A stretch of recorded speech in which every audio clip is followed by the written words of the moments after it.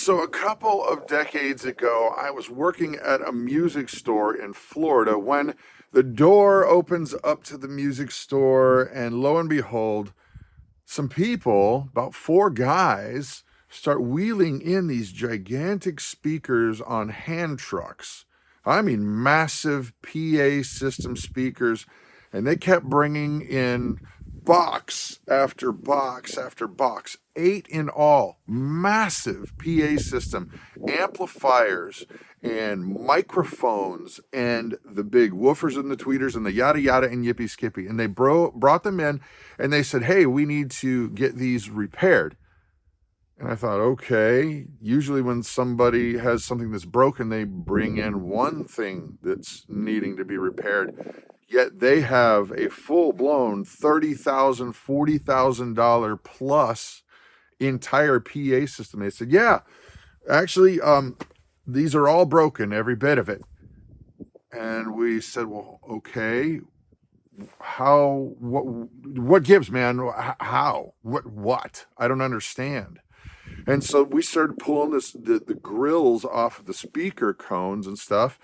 And sure enough, the speakers were melted completely.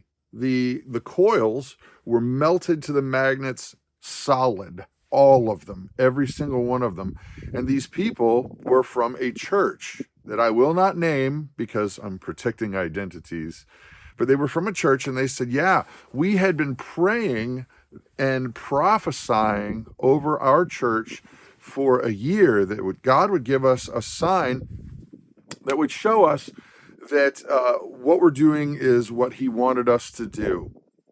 And then they said they were praying and having a worship service, and they said that a guy stood up and he was prophesying, and it was the same kind of vague thing, the doom and gloom thing, again and again and again. He brought the same message, and sure enough, he said, we saw a spirit of some kind in the actual air, and then lightning came down and shot at all of the components in the entire PA system, all of them. Boom, all electronics, gone, melted, toast, kaput.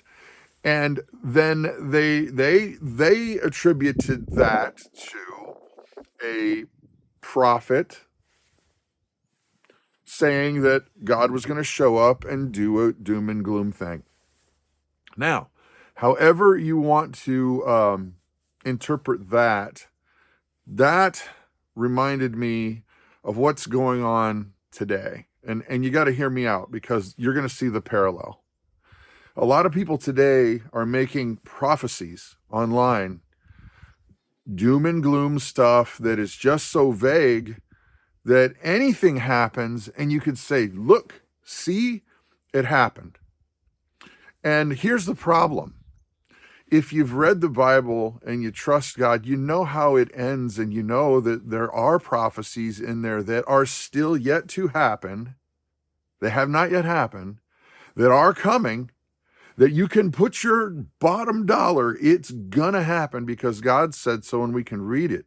We can open it up and we know how the book ends, and we can say this is trustworthy and it will happen. There are those prophecies that are true and trustworthy, and then you've got other people that are just saying, and it's so vague that anything that they say can be attributed to whatever they want to say.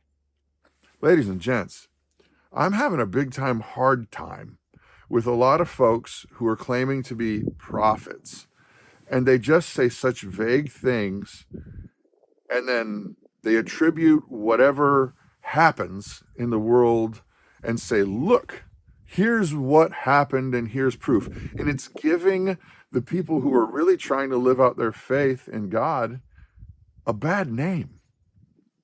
Because I don't know what their motivation is. I don't claim to know. I'm not going to try to interpret that at all. But what I am going to say is that when people see that and they go, wow, that's so vague, it could have been anything. It doesn't attribute anything to anything. It makes real believers who are trying to live their faith look like, what in the world is that? And so here's where we're at. We've got a lot of people online saying all of this vague stuff, attributing it to things, and then they go, see, here's proof. See, here's proof. And I got to tell you what, we got to really pause. You and me and everybody, we've got to pause and ask ourselves, is this just people talking? Is this just somebody angry online or looking for attention, or worse, trying to sell you some kind of doodad that if you don't buy this doodad, you're never going to make it through the zombie apocalypse, and then geez, oh Pete's, everything's going to crumble around you if you don't hurry up and buy this. We have them on Amazon, 10 for 1, and you better get it now. Better get it now. Look, let me ask you a question. Serious question. Please type your answer in the comments section down below, all right? At what point in history? Because a lot of people, back up. A lot of people like to say, look, everything's collapsing all around us. And I would say, yeah, things are not great. However, can you please answer me? Please answer me. At what point in history, for more than a blip on the radar, were governments just and kind and awesome, and people who were politicians were just great, and they really truly looked out for people, not their own self-interests. They really did care for people. I'm not talking like the sliver of that one out of a 1,000 people. I'm talking about as a normal thing. Even everywhere you go, just go back in history, chunk, chunk, chunk, chunk. You can look and see. And you know why? Because governments are made up of people. And people are flawed.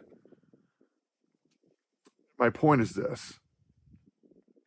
If you read the Bible, you know how it ends.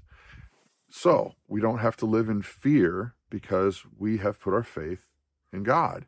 There's no reason to have fear. There is zero reason to have fear. But should we also stick our heads in the sand like ostriches and act like, oh, why are you doing that? Don't you have enough faith?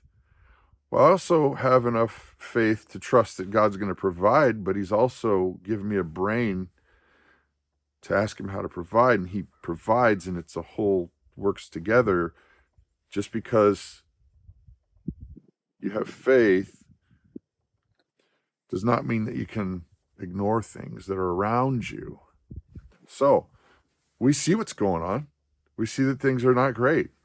Well, don't go screaming at the world saying doom and gloom, doom and gloom, doom and gloom. Well, guess what? It's never really been different, folks. Yes, it's going to ramp up. We can see that because we know the book. It will ramp up. However, selling doodads and scaring people, that's not where we should be. We should be living our lives according to his will, his way. Understand that we need to submit to him. Love your family. Be honorable. Do the stuff and things. Be a good neighbor.